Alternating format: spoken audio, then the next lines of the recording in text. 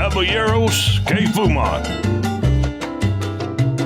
All right, boys. We are smoking the Dunbarton Tobacco Trust. Hey, now. Round one. What? Let's go. Ding, ding, ding. You give me these fancy ashtrays here. I clanked it there. Round one. All right, Jim. I gotta say 10 to 9, Eric Calvino. Ay, coño. We missed you, Jimmy. That's good stuff. We got the Dunbarton Tobacco Trust 10th Jubilee. Check that out. So this is Steve Saka's 10th year, or I think it was last year that he released this. Yeah. Yeah. So this was to celebrate the 10th anniversary of the company. But, you know, Steve doesn't do things the way other people do. No. So most people would call it, you know, Dunbarton Tobacco Trust 10th anniversary. No, 10th Jubilee, you know? So it's a one-size release. It's a Corona Gorda. It's like 5 5/8 by 48. Yeah, 5 5/8 by 48. $18.95 MSRP. Oh, so creamy right out of the jump. It's a great. I mean, I've loved it. I've smoked a bunch of these, and I really like them. I think that it's hard to find an anniversary cigar that lives up to its billing and is under $20. Those are hard to find.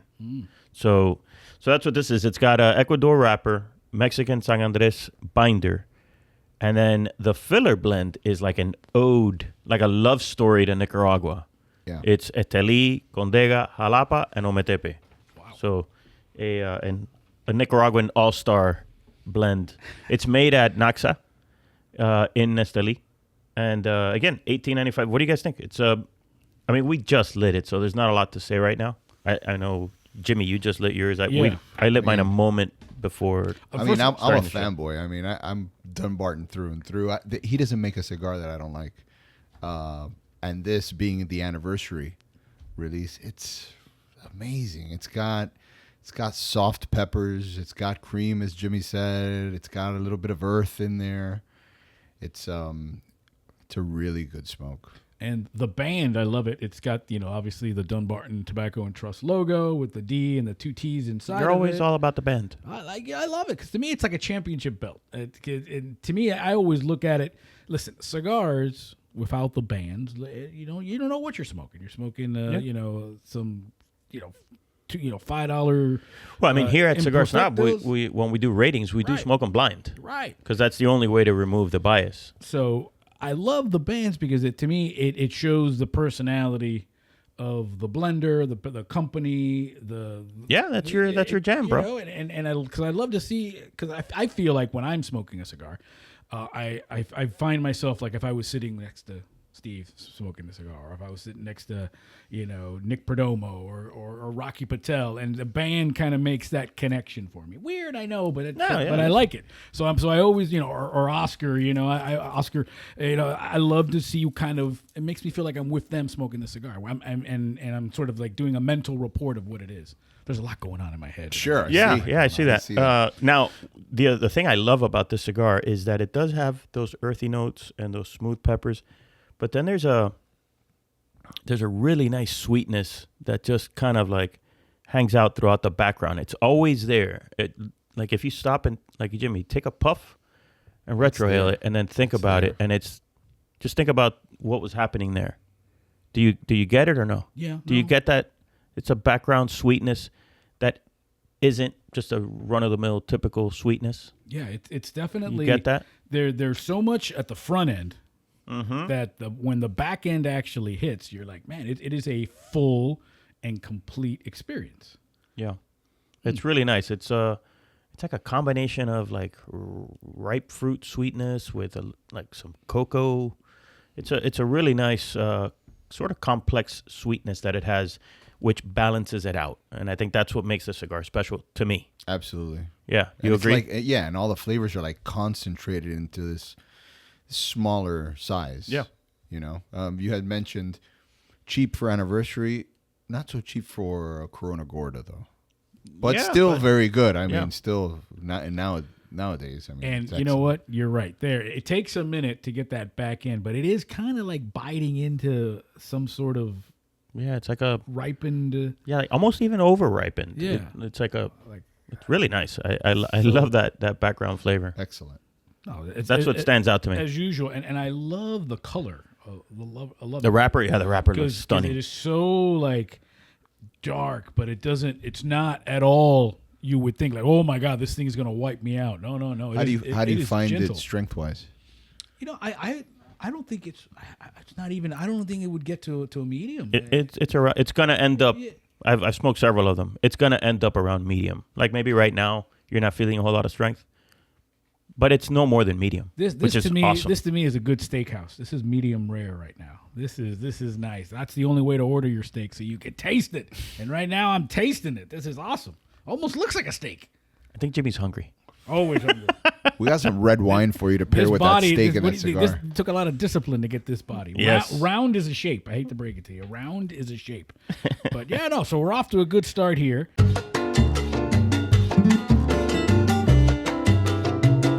So before we get into the goodness, into the nectar of the gods, Yeah. how's your smoky treat, my friend? How is this thing treating you?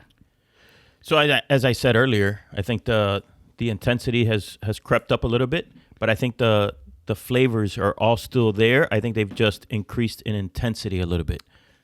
Maybe a little bit more like some of the wood notes have maybe crept up a little higher. Cedar for sure. Yeah. And can I tell you one of the notes that has popped up that I can pick up right now is the Ometepe.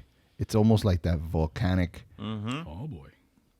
You know that's it's interesting you say that. It's kind of like almost a minerality, but that's it. yeah, That's it's like a weird, and it's there That's in a it, good way. for sure. It brings in more flavors. So I agree with you. There was wood notes, and then that one. I'm glad you How pointed does it out. that happen? I guess that's the one thing for a novice, let's say, right? How do you get some minerally, volcanic, ashy kind of? How does that happen? How do they put it in there? So it's literally in the leaf.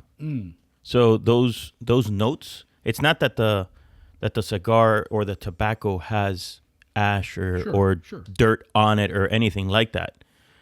It's just that the leaf and the terroir from that area, and that particular tobacco is from this area called Ometepe. It's an island, and so that those aromas are in there, and it's special, man. It's like magic. The way that tobacco does that, how the tobacco, and by the way, it's magical in the same way that wine does it. Why is it Sure. that certain wines have certain flavors, and it's the same grape that they're growing. It's the same like varietal that's grown in one corner of France, and it's different from that same varietal grown in a different corner of France by a river on the other side of the One bank. bank tastes one way, And the it's other the bank same. tastes the same. Yeah. And so that stuff is just, it's amazing that these products can translate it through, in this case, the leaf that we are smoking. And so I think it's awesome. Now, how it happens in the cigar, that can happen a number of different ways, right? As the cigar heats up, different things start to be released. Yeah. Right? So that can happen. But also the way that they lay out the tobaccos in the cigar itself, you can purposely, the blender can purposely do that, where they say, well, on the front, leave it with just this seco. And then as you come to the back, put in a little bit more of that ligero, or, they can change that around.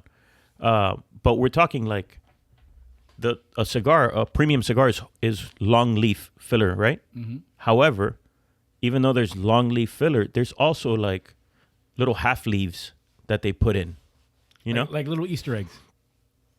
And they do it that way in the blend to kind of get you to have those different experiences. But then it's a human being that is making, let's say, 200 of these a day, and to have the discipline and skill to do that on every one, and for all of them to be consistent, is unbelievable. So I'm about getting toward the halfway mark. Yeah.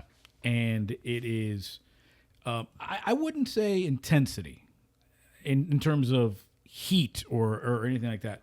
But Flavor intensity is what I was referring to. Yeah, but I'm getting now a sort of like, I almost kind of like, to your point, the minerally part, but kind of like a dry, interesting, interesting little experience here. So it's almost like I'm going to need to really get something like a wine or something to try to see how it does with it. It's not bad. I'm not saying that. I'm just saying, but it's definitely like all that chocolatey, creamy stuff is gone, and now it's a sort of more natural, earthy experience. Sure, right yeah, now. definitely That's the where I'm earthiness at is right now. up. So it has changed from being inside to now being outside. It's the best way I could explain it. And I think some of these pairings isolate some of those flavors, and you're able to like single them out better. Yeah, I went from walking in the mall to walking in the woods now.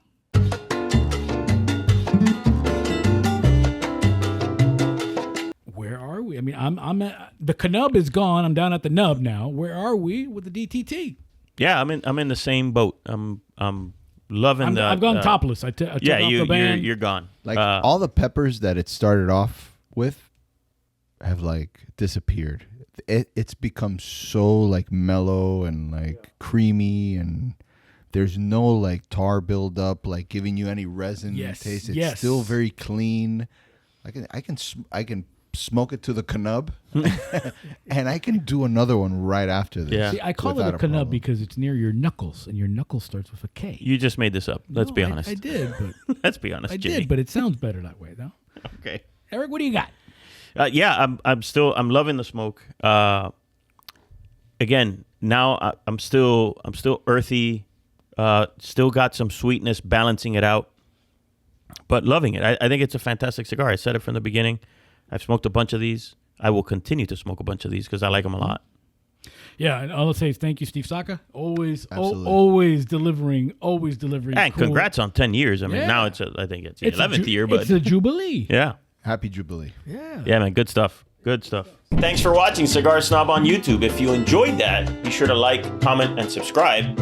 If you want to check out more of our content, go to the channel and you'll see mailtime videos, podcasts, interviews with cigar insiders, and photo shoots with smoking hot models. And if you want even more Cigar Snob in your life, we will print a magazine and ship it straight to your house. It's a crazy idea, I know, but we're trying this out. CigarSnob.com to do that. And otherwise, we'll see you later.